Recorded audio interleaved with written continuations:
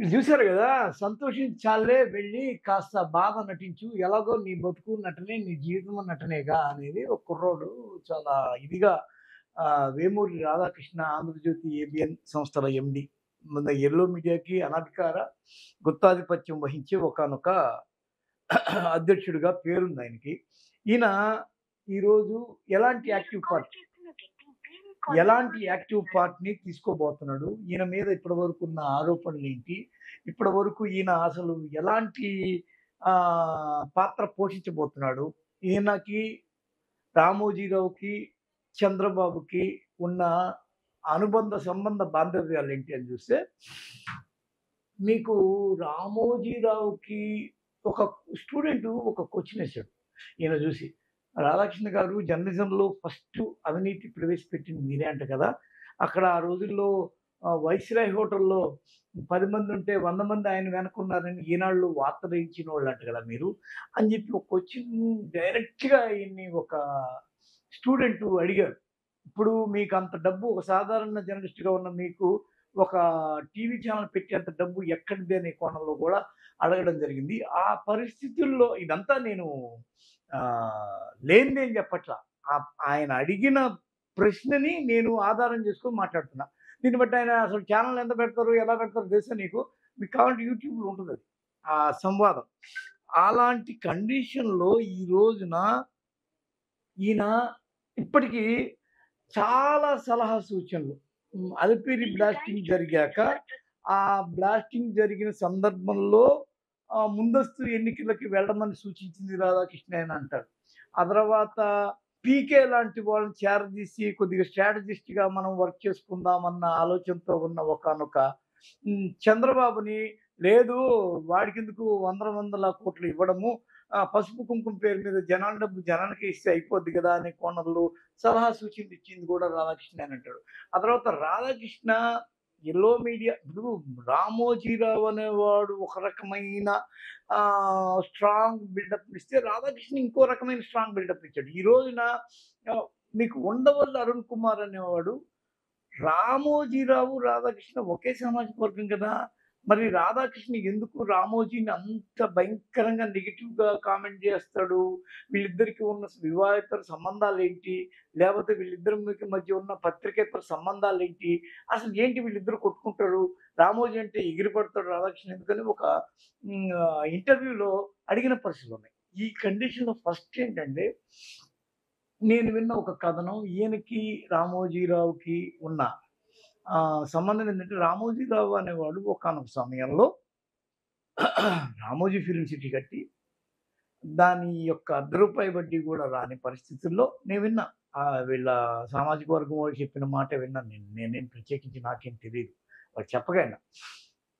బాబు నాకు 1000,00,00,000 ప్యాకేజీ అని జెప్పి చంద్రబాబుని అడిగితే, ఆ ప్యాకేజీ ప్రకారం ఈయనప్పుడు 'ఆంధ్రజ్యోతి' అనే ఒక సంస్థ మూతబడిపోయి గాలికి రోడ్డుకి తిరుగుతుంటే, రియల్ ఎస్టేట్ వ్యాపారాలు చేసుకుంటుంటే, అప్పుడు రామోజీ ఈ విధంగా డబ్బులడిగాడు చంద్రబాబుని. ఆ డబ్బేదో మనకిస్తే, దానిలో కొంత భాగమైన మనం 'ఆంధ్రజ్యోతిని' రీఓపెన్ చేసుకోవచ్చు. మనకంటూ ఒక పత్రిక చేతుల్లో ఉంటది. అనే కోణంలో ఈయన బోయి చంద్రబాబుని అడిగాడని, ఆ చంద్రబాబు వచ్చి లాస్ట్‌కి హ్మ్. రామోజీకి 1000,00,00,000 ఇయడం కన్నా ఇతనికేదో 100, 200,00,00,000 ఇస్తే సరిపోద్ది గదా! ఆ విధంగా నెట్టుకొస్తాడు. మనకి ఈయనున్న బలంతో ఆయన ఒక మన దీనిలో ఉంటాడు. దేనిలో ఉంటాడు? ఒక సపోర్ట్‌లో ఉంటాడు. మనం పైపెచ్చు అతనున్నాడు గదా! మనం ఇంక డబ్బులియ్యాల్సిన మనం డబ్బులడిగినా ఇయ్యకపోవచ్చు. ఎందుకంటే మనం ఎలాగూ వేరే స్టాండు మార్చుకోలేము. ఇంకోటేంటంటే మనం ఇయకపోయినా అతనిస్తాడు కవరేజ్ అనేది ఒక కథనం. రెండో కథనం ఏందంటే ఇదే ఈనాడులో తుమ్మల నాగేశ్వరరావుకి సంబంధించిన ఒక బ్యాడ్ స్టోరీ ఒకటొస్తే, లేదు ఇక్కడ కూడా ఆంధ్ర, తెలంగాణ తేడాలు చూస్తున్నారు. మనం గూడా మన తెలంగాణ ఈయన నిజామాబాద్. మన తెలంగాణ నుంచి ఒక వార్తాపత్రిక, బలమైన వార్తాపత్రిక ఉండాలి అని జెప్పి కొందరు పెట్టుబడిదారులని ఈయనకి సపోర్ట్ జేయమని, ఈ సపోర్ట్ చేయమన్న వాళ్ళ ద్వారా చేసిన వాళ్ళ ద్వారా ఈయన మళ్ళీ పత్రిక తిరిగి తెరిచాడని, ఈ విధంగా ఈయనకి 2 రకాలుగా కూడా ఈనాడుకి, రామోజీకి ఒక లింక్ ఉందని జెప్తారు. అందుకే మీరు గమనించి చూడండి.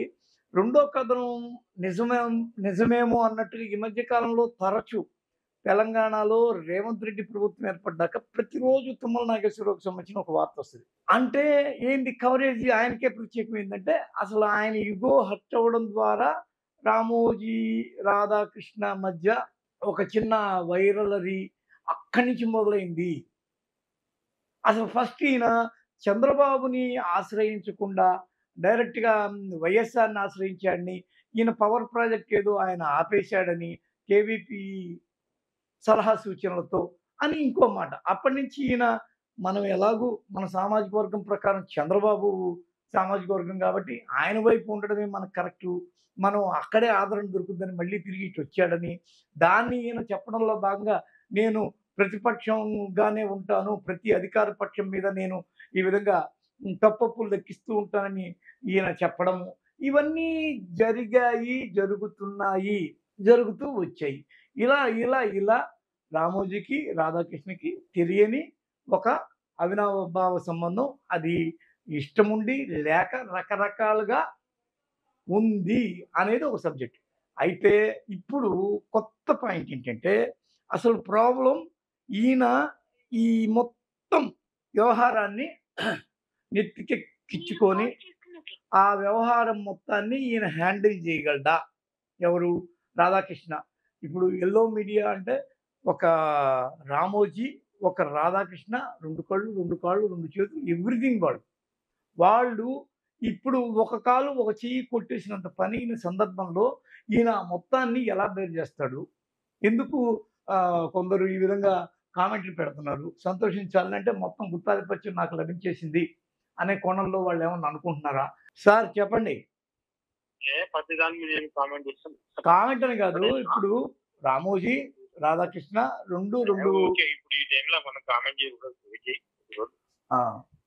పద్దానికి మనం వెంటనే కౌంటర్ చేయడానికి అంటే ఇక్కడ మీకు ఒక భయంకరమైన నిజమేందంటే, కొద్ది రోజుల తర్వాత అడగరాదు. నిజమే గానీ జనమేమి ఆగట్లా.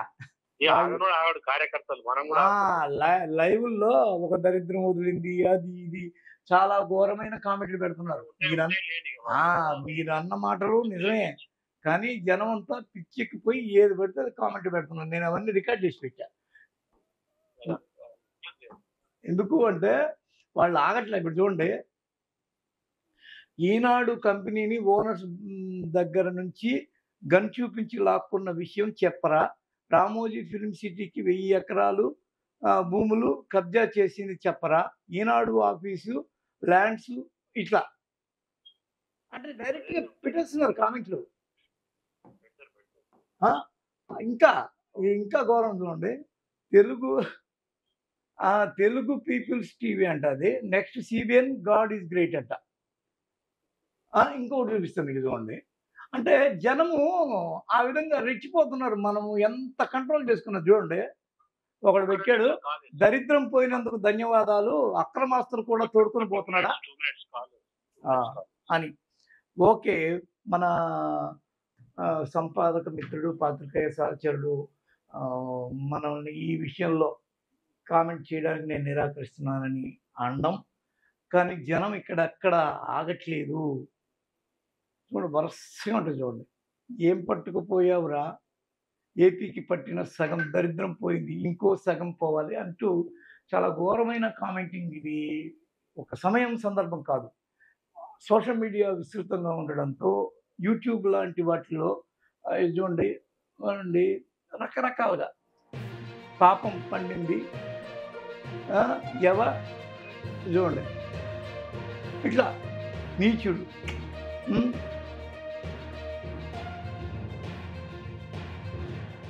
రకరకాలు. అంటే వీటన్నిటి మీద అలాంటి ఒకానొక విస్తృతమైన కామెంటింగ్ జరుగుతోంది. వీటన్నీ ఆగట్లే ఎవరు. సోషల్ మీడియా అనేది అంత ఇమ్మీడియేట్ యాక్షన్ తీసుకుంటూ రెస్పాండ్ అయిపోతుంది. చావు పుట్టుకులు ఈ రోజున సర్వసాధారణం అయిపోయినాయి. చావుకి ఇయ్యాల్సిన శ్రద్ధాంజలి, నివాళి ఇయ్యట్లా.